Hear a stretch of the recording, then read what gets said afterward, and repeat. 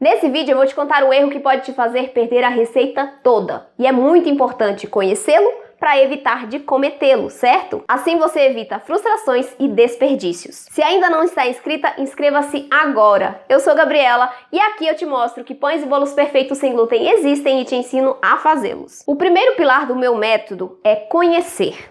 Conhecer o que e por quê. Conhecer os fundamentos, conhecer as bases das receitas, né? Por quê? Porque é importante para você saber o que você está colocando na sua massa, para você aumentar as suas chances de acerto, para você substituir corretamente os ingredientes. Então é muito importante conhecer o porquê de cada ingrediente. O porquê do açúcar no bolo, o porquê do açúcar no pão, né, que são funções diferentes. O porquê do sal no bolo, o porquê do sal no pão. Então, a gente precisa ter esse conhecimento prévio para que a gente consiga elaborar as nossas receitas ou executar as nossas receitas perfeitamente, né? Para a gente evitar desperdícios, evitar de jogar tudo no lixo. Quantas vezes eu já não joguei receita no lixo? Hoje eu não jogo mais, né? Eu erro algumas vezes, mas eu não desperdiço, porque eu, apesar de errar, né, de não chegar ao objetivo que eu tinha com aquela receita, eu consigo aproveitar porque ela fica saborosa também. Então, o principal erro que você pode estar cometendo, que eu cometia no início, é não saber substituir os ingredientes corretamente, tá? Então, quando você pega uma receita, por exemplo, que tem amido de milho e você tem alergia ao milho, você precisa substituir, né?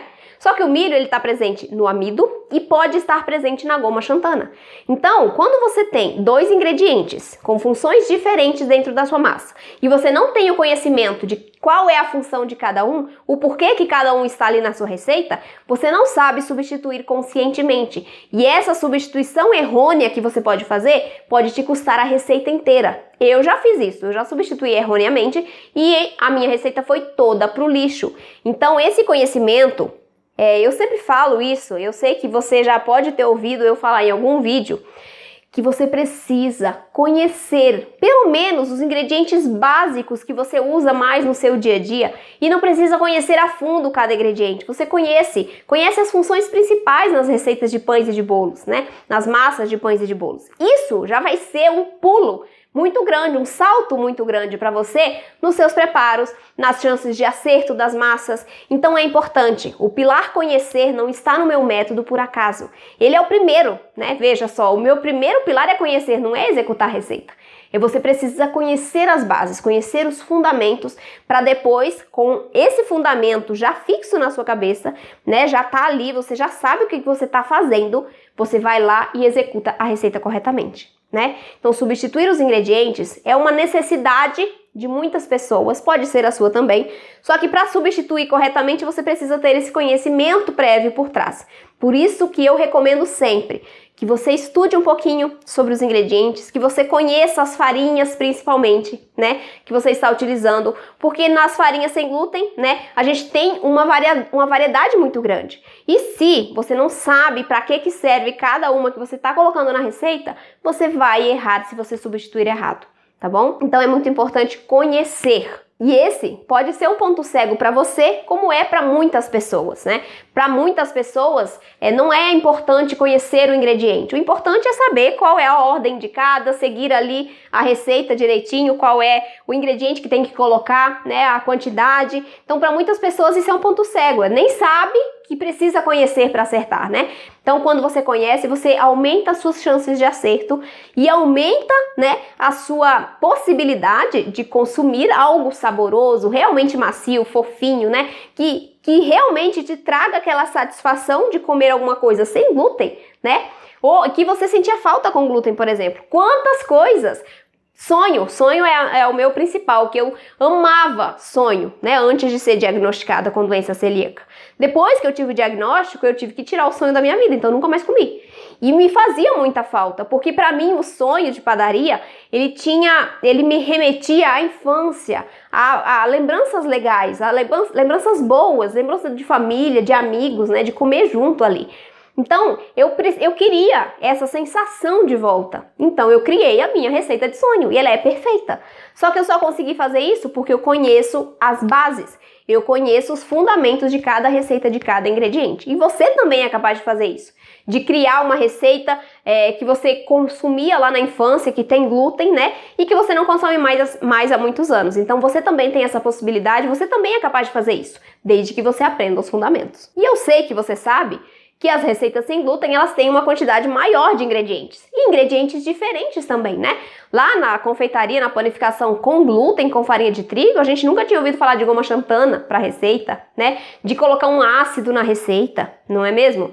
Então, aqui nas nossas receitas sem glúten, a gente precisa colocar outros ingredientes, quantidades diferentes desses ingredientes para conseguir chegar a um bom resultado. E se você não tem esse conhecimento, você não sabe como melhorar a receita também, né? Então, o uso do ácido, por exemplo. O uso do ácido ajuda na maciez e na umidade das receitas de bolos e de pães. Se você não sabe disso, você não vai colocar na sua receita. Logo, seus pães não vão ficar tão macios e tão fofinhos quanto eles poderiam se tivesse sido colocado o ingrediente ácido, tá? Então, é um conhecimento que vale a pena você ter para você se tornar autônoma, parar de ser uma replicadora de receitas e realmente entender o que você está fazendo. Sabendo disso, você vai estar à frente da maioria das pessoas que substituem incorretamente, que não sabem o que estão fazendo. E o que isso causa nelas? Causa frustração. E o pior, muitas desistem de fazer receitas sem glúten porque acham que não são capazes.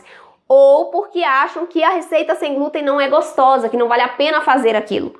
Porque elas erram sempre. Então eu não quero que você seja uma dessas, eu quero que você saiba que receitas, que pães, que bolos sem glúten, eles podem ser perfeitos sim.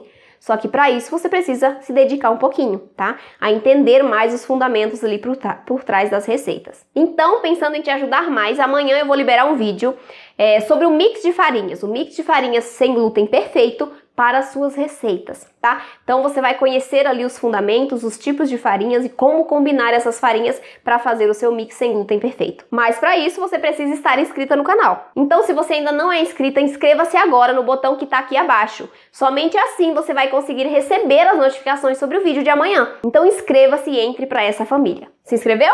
Então vamos lá. Eu quero te falar aqui sobre 2 ingredientes muito importantes que estão nas nossas receitas sem glúten e quais as funções deles nas receitas. Talvez você não saiba. Eu quero falar sobre os ovos e sobre os líquidos.